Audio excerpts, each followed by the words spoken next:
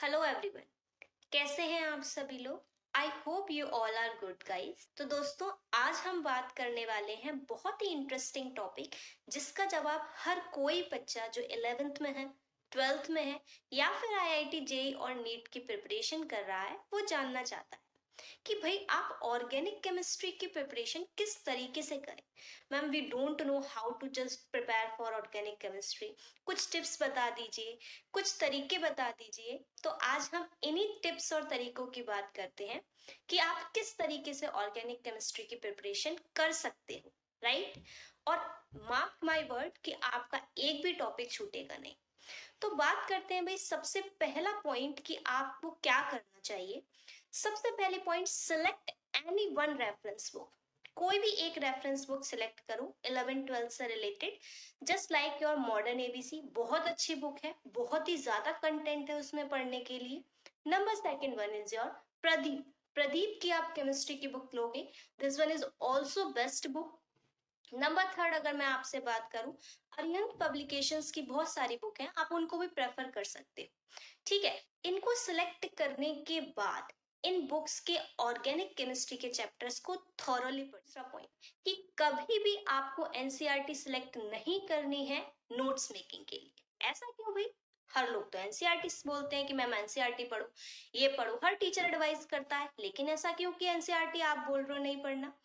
तो मेरा पूरी पहले बात सुनो भाई। एनसीईआरटी जो आपके पास है ना, इसके पास कंटेंट कम है। ठीक है, कंटेंट कम का मतलब उन एनसीईआरटी की जो लैंग्वेज है ना, उस लैंग्वेज को समझने के लिए सबसे पहले आपको एक रेफरेंस बुक तो पढ़नी ही पड़ेगी, राइट। उसको पढ़ने के बाद अगर आप एनसीईआरटी पढ़ते हो then it will be beneficial for you.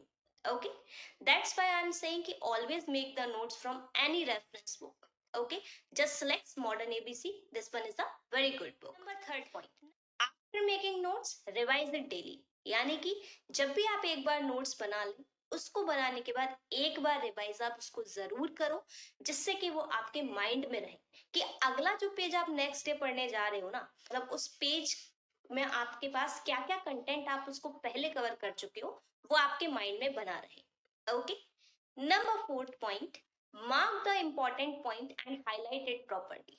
Okay, अगर कोई इंपॉर्टेंट पॉइंट है आपके पास तो उसको हाईलाइट करो, जिससे कि वो आपको माइंड में याद रहे कि भाई इसको हमें रिवाइज करना है।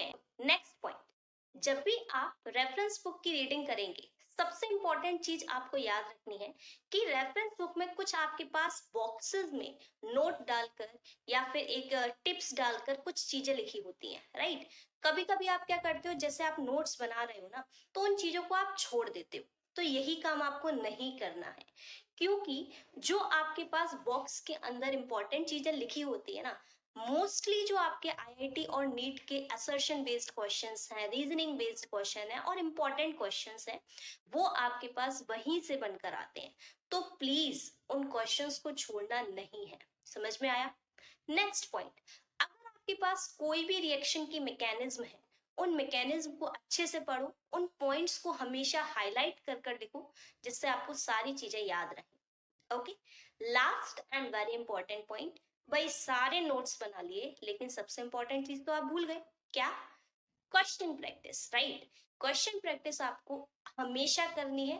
अगर आप एक यूनिट के नोट्स बना लेते हो, उसको बनाने के बाद आपको क्या याद रखना है कि भाई क्वेश्चन की प्रैक्टिस आपको करनी ही है।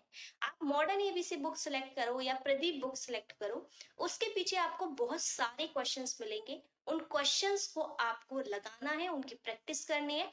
This will enhance your preparation. और आई एम डैम श्योर कि अगर आप सेल्फ स्टडी कर रहे हैं या फिर आप कहीं से भी कोई कोचिंग सेंटर से स्टडी कर रहे हैं, कुछ भी कर रहे हैं, आप अगर ऑर्गेनिक को इस वे में पढ़ोगे ना, आई एम डैम श्योर कि आप easily IIT JEE and NEET crack कर सकते हो। ठीक, ऑर्गेनिक केमिस्ट्री में आपको कोई भी प्रॉब्लम नहीं आएगी, राइट। ऐसी और टिप्स से जुड़ने के लिए और वीडियो से जुड़ने के लिए just subscribe our channel chemistry Sangrah और अपने दोस्तों को शेयर करना ना भूलें।